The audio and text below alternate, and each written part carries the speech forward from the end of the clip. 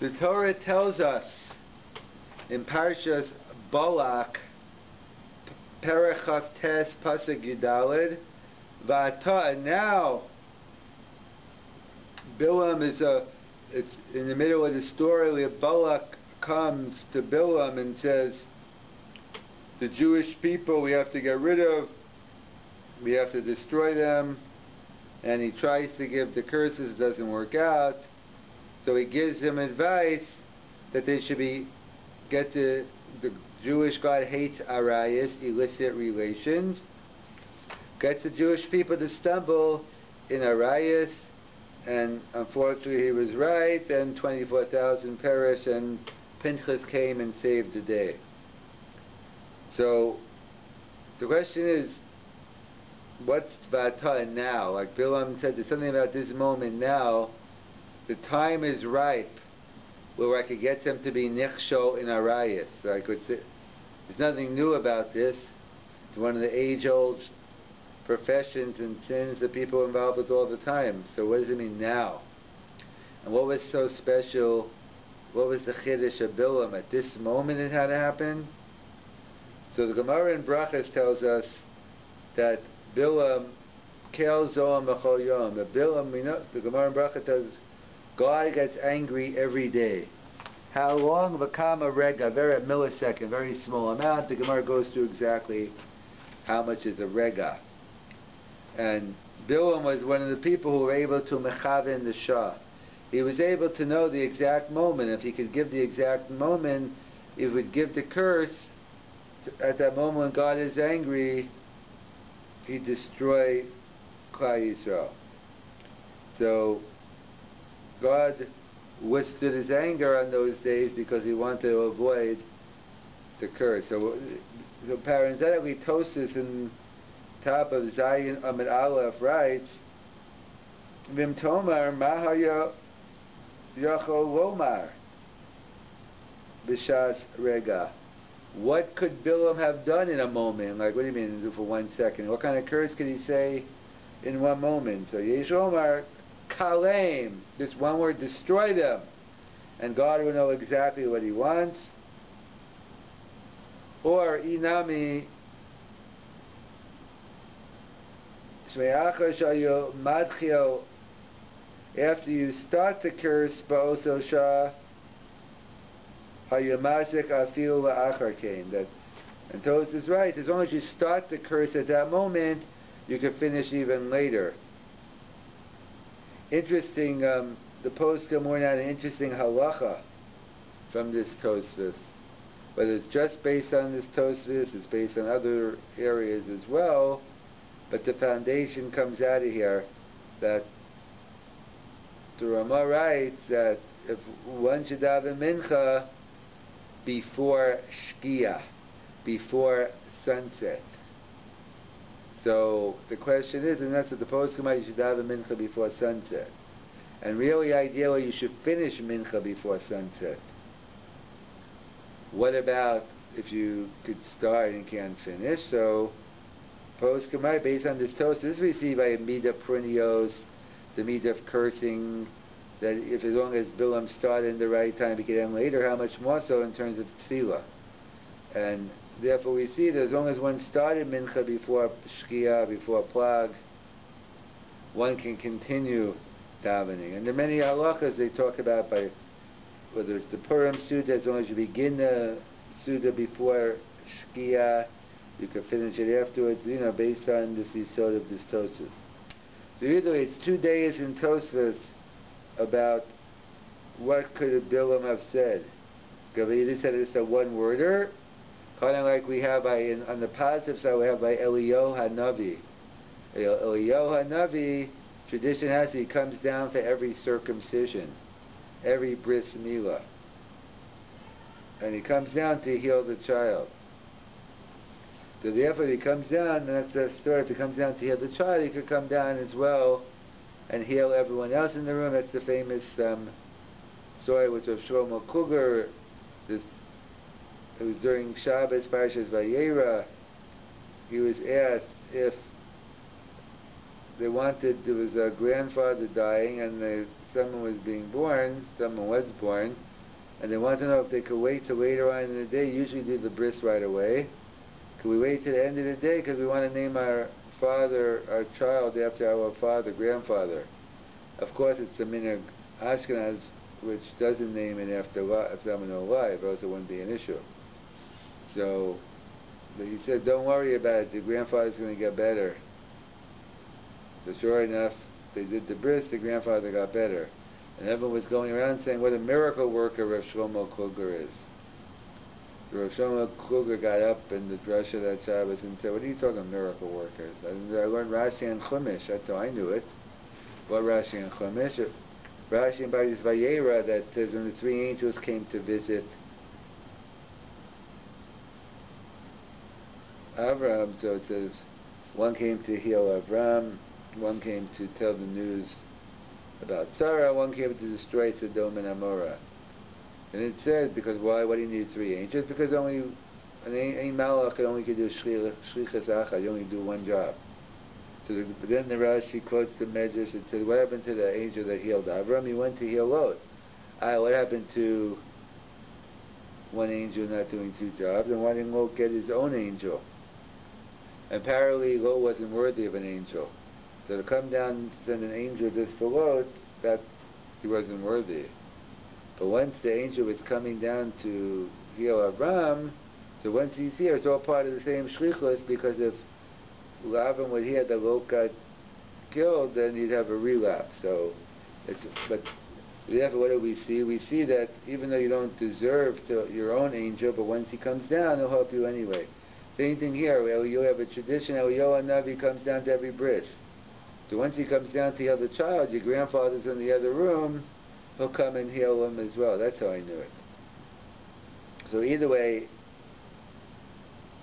that's what they point out, that Eliyahu Navi comes down in the positive sense, and that's what they say. You should just say help or something quick in order that Eliyahu could help you out at the time when the baby's crying. So either way, those are the 2 days. And those, it's a whole discussion why it says Bilam had to see it.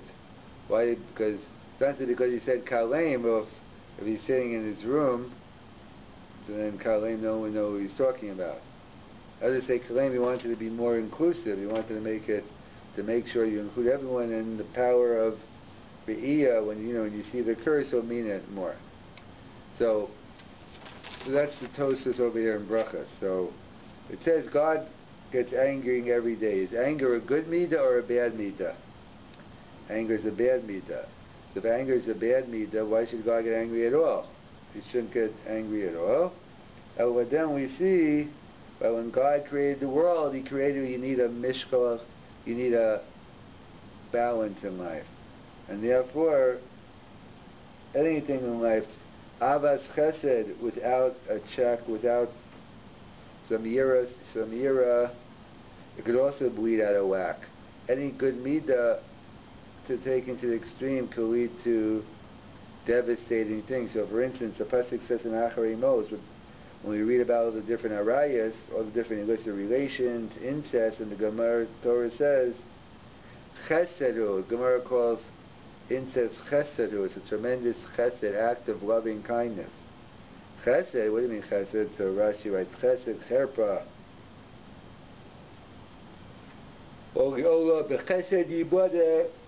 it means the world was created in chesed. But either way, so Rav Dessler explains is, even chesed going unabated could lead to needs its own boundaries. Which, wait a minute, brother, sister, they love each other. Why shouldn't they have relations? Why shouldn't they get together? And therefore, if you take chesed and you take it to the pure extreme, you'll end up even violating arayah.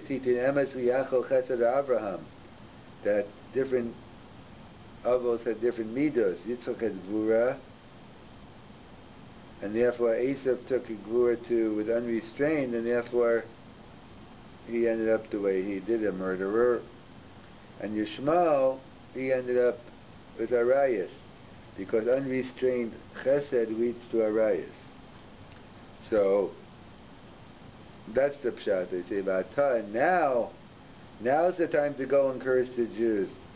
because I know God took away anger because I can't curse the Jews now. He wanted to save the Jewish people. Okay, if there's no anger in the world, so it's out of whack. There's too much. So if there's all avos chesed, so that's going to lead to a riot. So we realized that was the time now. Now the time the Jews were susceptible to a riot, so he went ahead and he got the daughters of Moab to go down, and that led to the Magefa.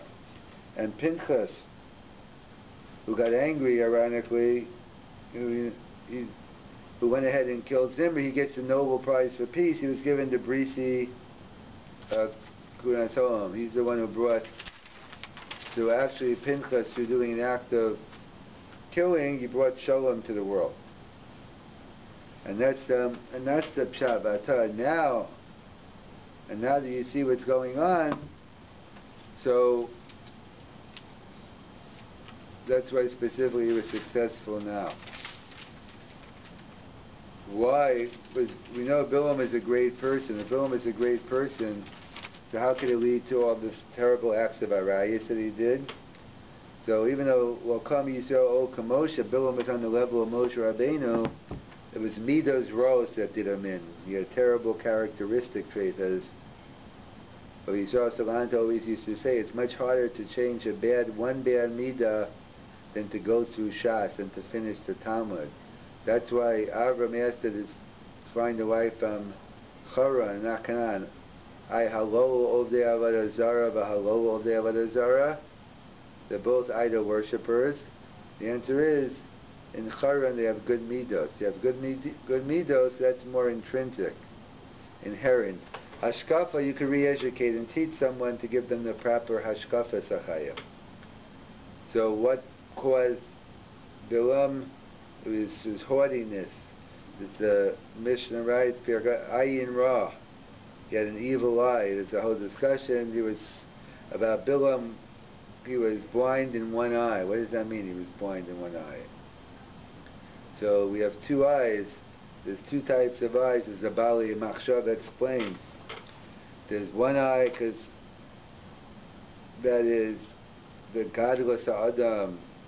You show the greatness of man, and one is Shiflas Adam, and to show how low we could go. And you need a balance, you need a check. You have to have Ava and Yiras Hashem. You have to have a checkmate, a stalemate. And therefore, he points out that the problem with Bilam is he was out of whack, he had no balance. He only had the eye of haughtiness and nothing, and didn't have the eye of another to keep him into check. And you could have the greatest potential, but if you're not involved in good midos, it's not going to get you too far. And therefore, that's what they point out.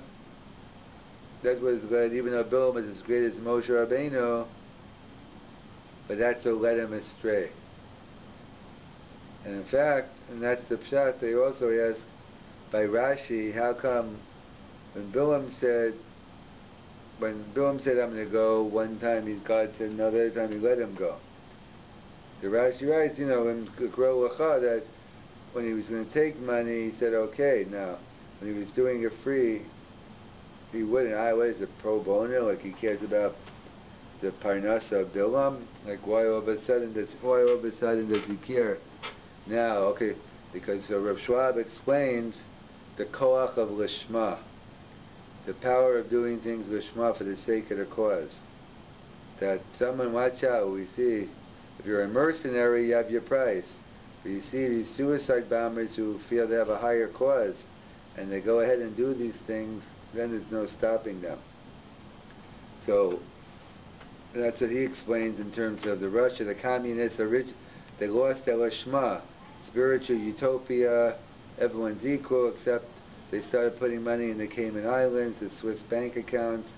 They lost their lishma. Once they lost their lishma, so everything else fell apart. So that's what God was saying. If he's cursing the Jewish people for money, okay, it's not going to be that effective. He's doing it for the almighty dollar. But if you're cursing the Jews with Shema, that's already pulling for us that way. That we're not going to let you do it. And therefore, he wasn't able to do these things because, God would not let him.